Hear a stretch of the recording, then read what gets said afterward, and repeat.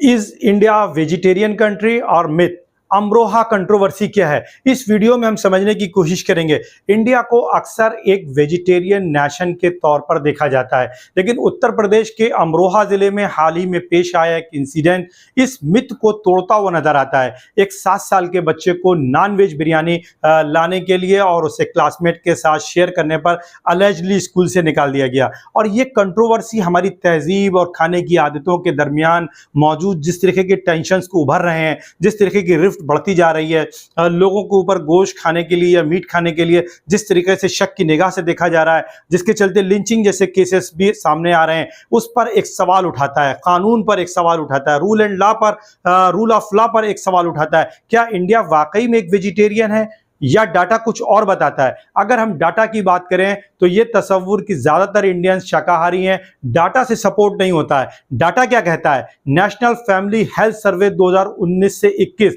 के अकॉर्डिंग, जो कि 5वीं गणना है उसकी, 30% से भी कम लोग या आबादी जो है मांस और मछली से परहेज करती है। यानी 70% लोग मांस या मछली खाते हैं। और जानवरों से मिलने वाले जो प्रोडक्ट्स का कंजम्पशन हाल के सालों में इस तरीके की रिपोर्ट आई है कि भारत में बढ़ा है। अगर हम मीट और फिश का कंजम्पशन देखें, नेशनल फैमिली हेल्थ सर्वे की 5वें राउंड की जो गणना हुई है, काउंटिंग हुई है, उसके अकॉर्डिंग अगर औरतों की बात की जाए, फीमेल्स की बात की जाए, तो ऐसी औरतों की संख्या जो है लगभग 16% से थोड़ा ज्यादा है जो मछली या चिकन या मीट नहीं खाती हैं। मर्द इस तरीके के या मेल जो हैं वो लगभग 29.4% है। लेकिन अगर हम बात करें जो वीकली कम से कम एक बार जरूर मीट खाते हैं, ऐसी महिलाओं की संख्या 45% है, जबकि पुरुषों की संख्या लगभग 60% के आसपास है।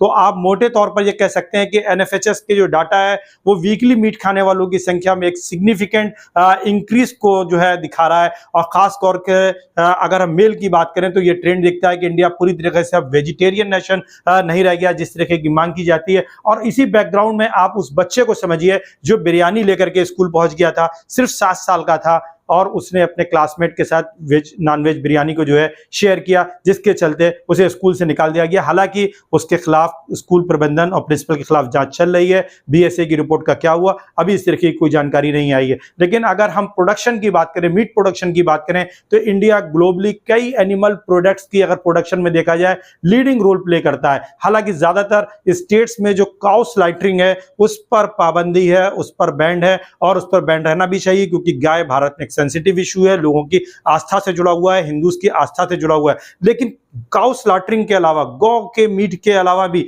अगर भारत में मीट के कंजम्पशन को देखा जाए तो लगातार भारत में मीट का कंजम्पशन बढ़ता जा रहा है। अगर हम एग के प्रोडक्शन की बात करें, अंडे के प्रोडक्शन की बात करें, तो दुनिया भर में भारत की जो रैंकिंग है वो 3rd है। आप सरप्राइज करेंगे, चाइना और यूएस के बाद भारत दुनिया में 3रा ऐसा देश है जो अंडे के प्रोडक्शन में अपना स्थान रखता है। फिर अगर हम फिश प्रोडक्शन की बात करें, दुनिया भर में भारत की रैंकिंग 2nd है।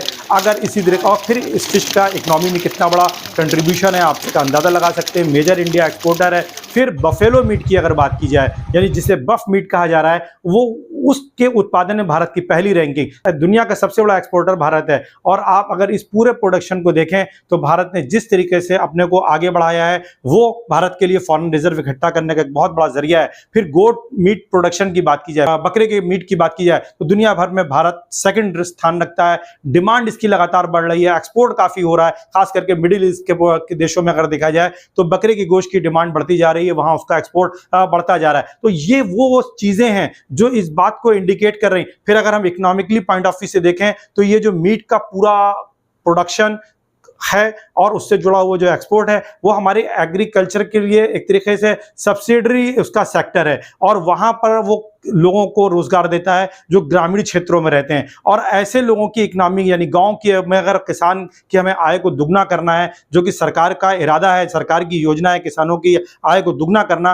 तो उस पॉइंट ऑफ व्यू से भी कितना इंपॉर्टेंट है। फिर आप देखें सरकार की योजनाएं पोल्ट्री की चलती हैं, फिशरीज की चलती हैं, गोटरी की चलती हैं। सरकार लगातार इस तरीके की योजनाएं लेकर के आती है। और सरकार के तमाम जो संस्थान हैं, जो कि पशु संस्थान है, एनिमल हस्बेंड्री से जुड़े हुए हैं, वो लगातार रिसर्च कर रहे हैं कि इस तरीके की स्पेसीज लाई जाए जो स्पेसिफिकली मीट का ज़्यादा उनका प्रोडक्शन हो, मीट का ज़्यादा एक्सपोर्ट हो, ज़्यादा उनकी मीट की क्वालिटी अच्छी हो। तो ये सरकार की योजना है, सरकार हज़ारों करोड़ रुपए बजट में हर साल एलोकेट करती है। सरकार की अगर डाटा देखें, एनिमल हस्बेंड्री डिपार्टमेंट का अगर आप रिपोर्ट देखेंगे एनुअल, इसी तरीके से मिनिस्ट्री ऑफ कॉमर्स की रिपोर्ट देखेंगे, international organization food and agriculture organization की रिपोर्ट देखेंगे, OECD या organization of economic cooperation and development की रिपोर्ट को देखेंगे जो कि दुनिया भर में एक्सेप्टेड की जाती है, यूनाइटेड नेशन की रिपोर्ट है। अगर आप उन सबको देखेंगे तो ये इंडिकेट करता है कि भारत दुनिया का सबसे बड़े प्लेयर्स में से एक प्लेयर मीट के प्रोडक्शन में है। मीट के कंजम्पशन में भारत उभरता हुआ बहुत तेजी से है, क्योंकि भारत की आबादी 145 करोड़ है और अगर 60% पुरुष यहाँ के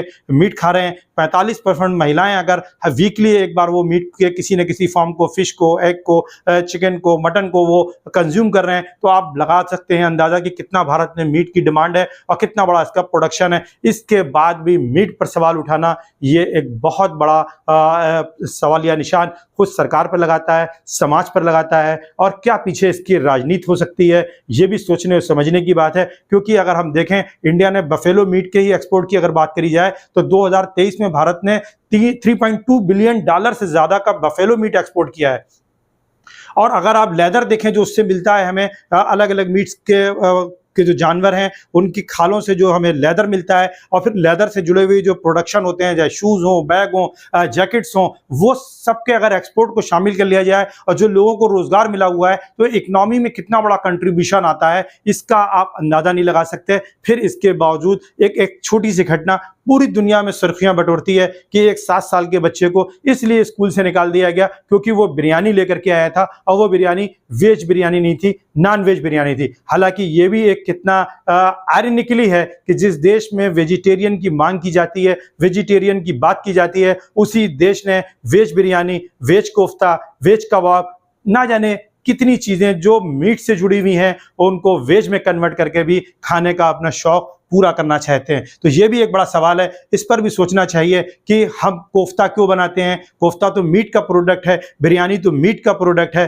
कबाब तो मीट का प्रोडक्ट है, लेकिन वेज बिरयानी, वेज कबाब, वेज कोफ्ता, मलाई कोफ्ता, ये सारी चीजें हमको मार्केट में अवेलेबल है। और ये लोगों की फूड हैबिट है, लोग क्या खाएंगे, क्या पहनेंगे, ये लोगों का अधिकार है। सरकार इन अधिकारों को या कोई समाज इन अधिकारों को कैसे छीन सकता है? ये तो संविधान ने, कॉन्स्टिट्यूशन ने आपको राइट दिए हैं, और इन राइट्स को अगर कोई स्नैच करने की कोशिश करता है तो डेफिनेटली वो संविधान के अगेंस्ट जाता है, कॉन्स्टिट्यूशन के अगेंस्ट जाता है। इस चीज को हमें समझने की जरूरत है, और जिस दिन हम इस चीज को समझ जाएंगे डेफिनेटली ये इस तरीके की घटनाएं कम होने लगेंगी। हाँ, लेकिन एक चीज मैं जरूर इस वीडियो के माध्यम से लोगों से अपील करना चाहूंगा कि जो लोग इलीगली काऊ की या गौकशी के मामले में लगे हैं उन्हें इससे बचना चाहिए। गाय देश में बैंड है, उसको किसी भी तरीके से उसकी गौकशी नहीं होनी चाहिए।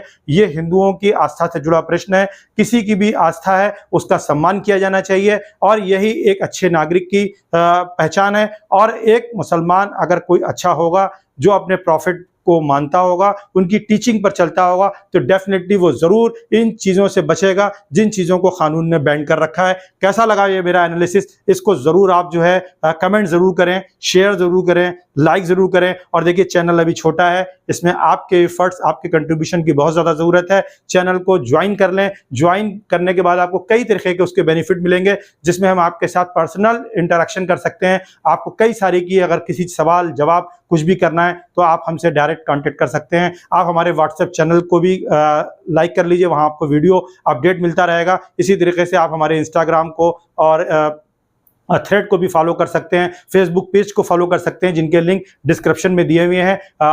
Thank you so much.